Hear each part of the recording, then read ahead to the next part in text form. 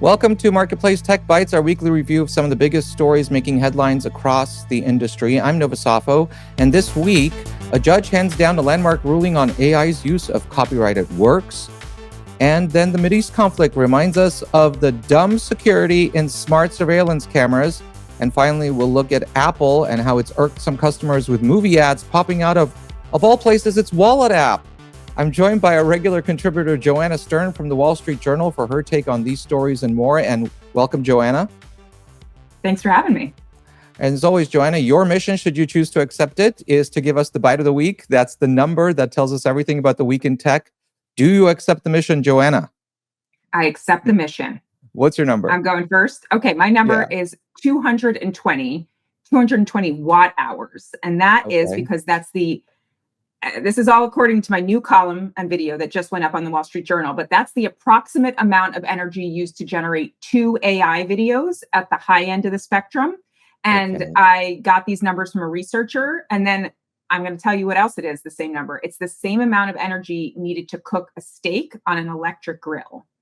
And that's because my new video is going to explain to you how much energy each of your AI prompts uses with an electric grill and steaks, as in meat steaks. So that sounds like a very tasty story. It's a hot story, honestly. It's a pretty hot story. And so basically the takeaway is these things use a tremendous amount of electricity just to spit out the little thing you might be asking for. Yeah, and the story is actually about the range and actually how it's pretty hard to know right now specifically what each of these prompts will be costing us in energy, but it's definitely very well agreed on that video is the most intensive thing right now for the GPUs and for these data centers when they're churning out content. Well, speaking of AI, funny that you should mention AI because that's our first topic of the morning, of the day. And that's the ruling that came out that could potentially have huge implications for artificial intelligence development. This is a copyright case against Anthropic. Book authors filed a class action lawsuit claiming Anthropic used a whole bunch of copyrighted content without permission to train its AI models. The judge sided with Anthropic, citing a legal doctrine known as fair use. So, Joanna, can you explain fair use and how it applies in this case? Yeah, well, I'm not a lawyer and definitely not a legal expert. As all the attorneys I've ever hired will tell you, I am not great with interpreting some of these laws. But here, what I can tell you is that fair use is this process where we can use content if we don't recreate it in the original form, right? And journalists use it all the time. Journalists use it a lot. I use it a lot in videos, right? I might want to talk about a movie. I don't have rights to that whole movie. So we use a really small snippet of that movie and we show it to you in a video or a commercial or et cetera. What the judge in this case said is that Anthropic's use of books, Anthropic to train their models, took lots of books, actual full books, threw it through their large language models during training, and that's what they used to train some of their models, amongst lots of other data, right? All the data on the internet, whatever they could get their hands on. And so what the judge ruled here, and what Anthropic was clearly arguing in their case, is that this was actually fair use because the large language model doesn't spit out the book at the end, right? If you go in and say, tell me, give me the whole book, it's not going to do that, but it is pulling information and data on that book to feed you an answer. And so it sort of argues that really this is the same idea as if a human picked up the book, read it, and then was able to tell you what it was about. So depending on who you listen to, this is either a landmark decision or it's a limited decision. So which one is it? Probably somewhere in between, but I think it is a big deal in this world of AI. We haven't really had one decision yet that has landed firmly on the side of the AI companies. And this, I think, absolutely sets precedent that if you look at how they're training these systems, they're using human content. In some cases, they are paying for that content. In this case, they didn't pay for those books, but they're also saying, hey, look, our systems are not going to tell you, they're not going to regurgitate the whole book. Our systems, our machines are learning from this content. And I think we're going to hear that and that sort of argument a lot more in these cases that are ongoing with every industry. It's not just publishing, it's music, it's movies, it's all of it. Yeah, dozens of AI-related copyright cases working through the courts right now, and we'll have to see how all of these sift out. Now, the second story we wanted to get to today is out of the conflict in the Middle East. Now, experts have warned for years that people need to be more mindful of security with all the smart connected devices all around us, especially cameras, which look inside and outside our homes. And if you needed a signal of how seriously to take those warnings, look no further than the cybersecurity issues exposed during the war between Israel and Iran, because what happened was a former cybersecurity official, high-ranking one in the Israeli government, warned citizens to turn off their cameras and change their passwords at minimum, because they said Iran was hacking into citizens' cameras and using it to geolocate better and better target its missiles as it attacks when it attacked the country. So, Joanna, this tells us a lot about how easily it is to hack these smart devices, especially cameras.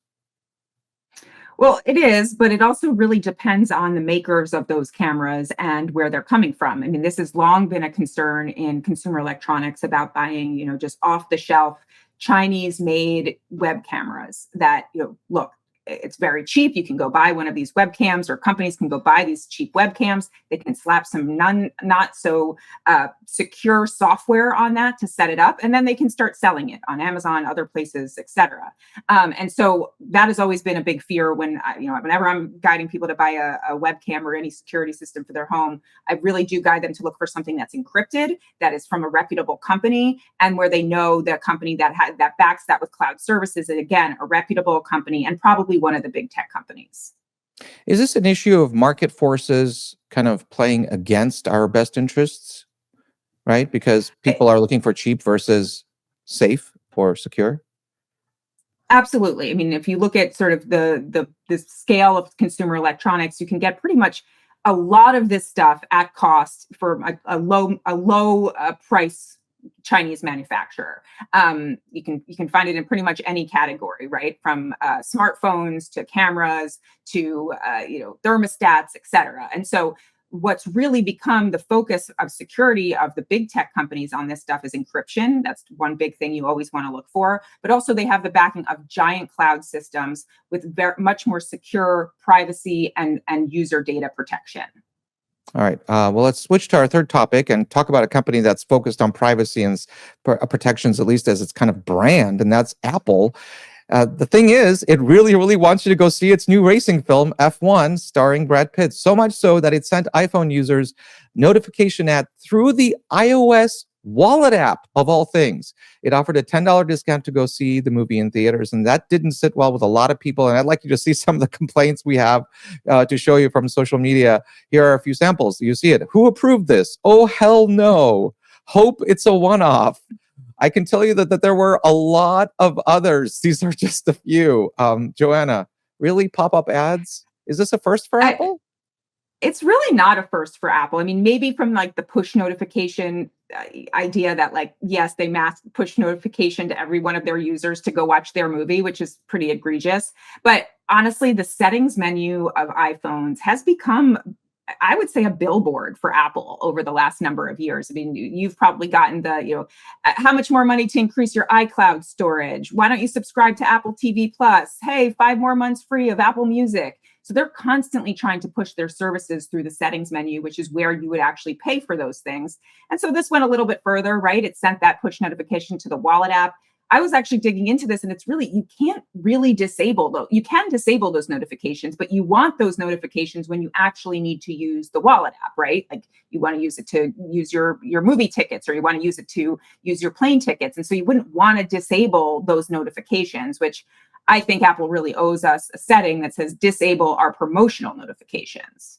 And TechCrunch was reporting that perhaps in the iOS 26, perhaps that is coming, that there's going to be a new setting suggesting maybe they're going to be doing more of these, and so they're going to give people an option. I think that would be great. I think it's probably a very simple thing for Apple to do. And I think, you know what? Most people won't turn it off. And so most people will get those notifications. And so, if you follow me, I'll tell you to turn it off, and I'll tell you exactly how to turn it off when that time comes. But most people, they don't turn off a lot of stuff. That is true. We end up getting the promotions because sometimes they're useful.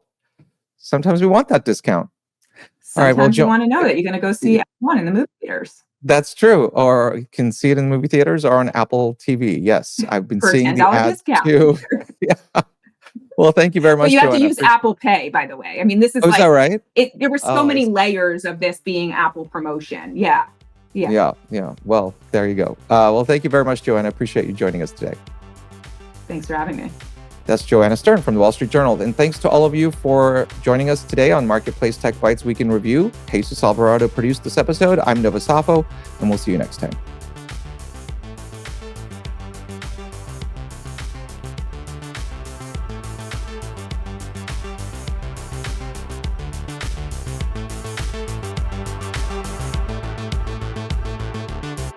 This is APM,